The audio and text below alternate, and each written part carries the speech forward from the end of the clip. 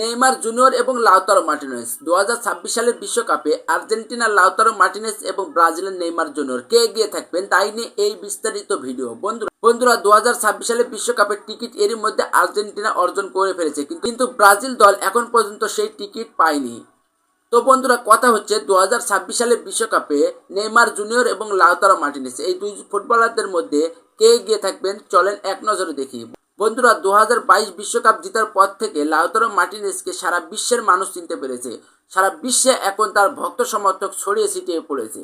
সাম্প্রতিক সময়ে আর্জেন্টিনার লাউতারো মার্টিনেজ আর্জেন্টিনার ফুটবলের ইতিহাসে সবচাইতে দামি ফুটবলার। অন্যদিকে নেইমার জুনিয়র ব্রাজিলের সেরা খেলোয়াড়, আর অন্যদিকে লাউতারো মার্টিনেজ একবার ট্রফিটি জিতে ফেলেছে। এই ট্রফির দিক থেকে লাউতারো মার্টিনেজ দেশের হয়ে অনেক গুণ নেইমারের চেয়ে এগিয়ে রয়েছে। সাম্প্রতিক সময়ে লাউতারো মার্টিনেজ কোপা আমেরিকার ট্রফি জিতেছে দুইবার, ফাইনালিসিমার ট্রফি জিতেছে একবার, বিশ্বকাপ জিতেছে একবার, কিন্তু নেইমারের দিক থেকে একবারও কোনো ট্রফি জিততে পারেনি।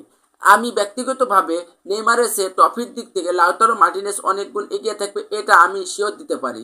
কেননা ট্রফি লাউতারো মার্টিনেজ নেইমারের চেয়ে অনেকগুলো জিতে ফেলেছে, কিন্তু নেইমার জুনিয়র এখন পর্যন্ত এগুলো ট্রফি জিততে পারেনি।